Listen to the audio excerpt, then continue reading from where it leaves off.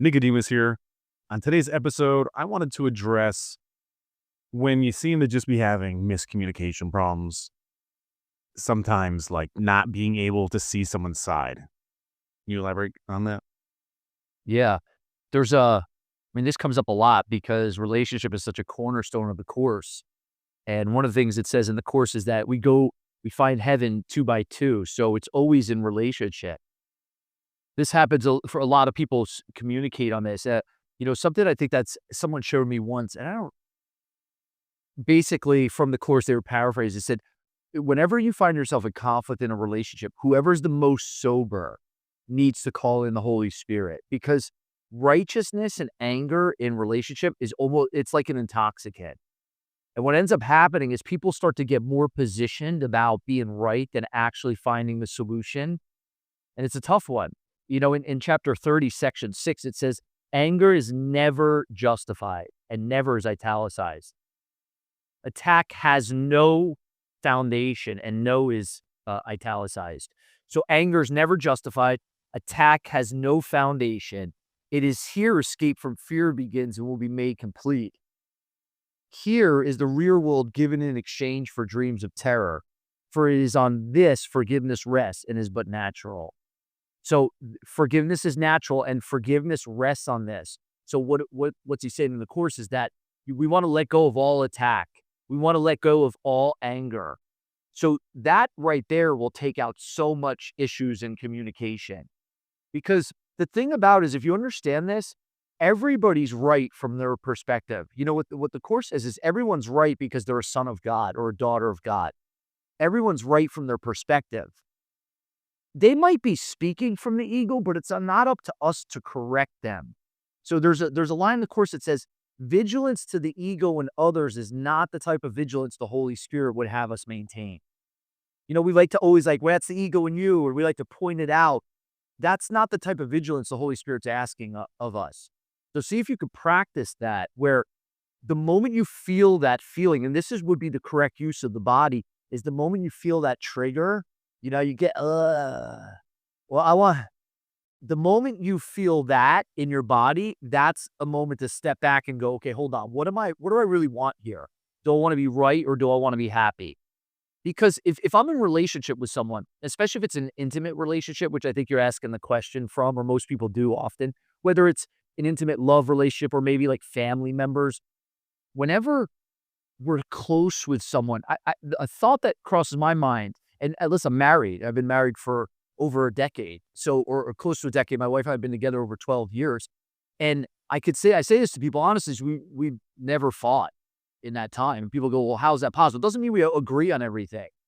But what it does mean is that we communicate with the intention, first off, that the other, it lands for them. And also, I'm not winning unless the other person's winning. So it's not like if I win the argument, I won.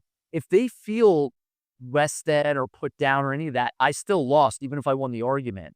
And that's the thing, is being right is such a huge fix, if you will. It's almost like a drug for human beings. Actually, what the course says is we want to be right so bad. Actually, we want to be right against God. That we want to be right about what we made in separation, all of these things that shows up in our relationships.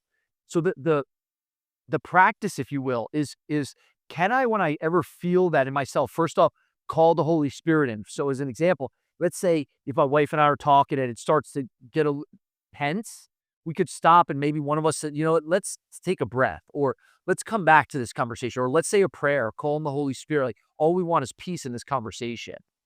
And that's something really, if we practice that, we have an opportunity as we practice it. It takes vigilance, and it really takes vigilance to be present enough to what's occurring within me.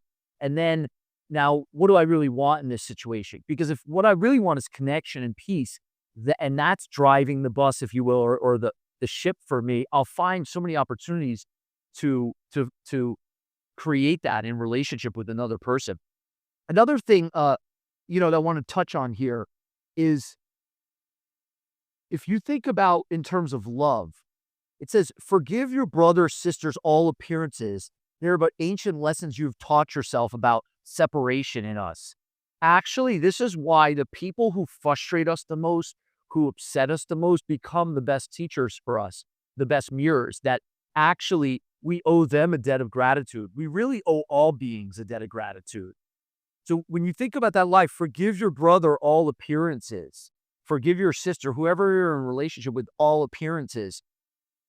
And it says here, but their call for mercy and release from all the fearful images they hold of what they are and what you must be.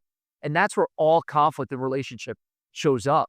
So here's the thing. This is something also to think about. What the Course says is that everything's either love or a call for love. So if I react with anything other than love, that makes me insane now.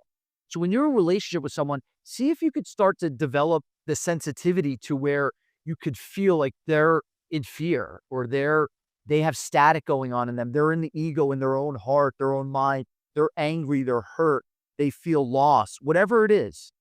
When you see if you could sense that and sense the call for love in that, and then respond yourself with love, with mercy, with release. Because I wouldn't want to imprison anyone I'm in a relationship with, because then I would be in prison as well. And the idea of relationship is a ship that we can be on together. We're in relation on a ship together. And in that means that we find ourselves through each other. We find ourselves again through relationship. So see if you could practice that. Find the relationships. You take an exercise and think about the people who you struggle with the most, who are, maybe the ones who get you in reaction the most, and see if you could just start slow, where you catch the reaction, take a breath, maybe say a prayer and say, all I want is peace or love here. Please show me how to respond. Please show me how to offer that. And then see if you could start to use all your relationships to do that. And you'll find more and more that you aren't reactive and you aren't needing to be right. And then you'll start to see that when you operate from that place, relationships naturally flow. Give it a try in your own life, in your own relationships, and see if you can express love in any situation, in any appearance.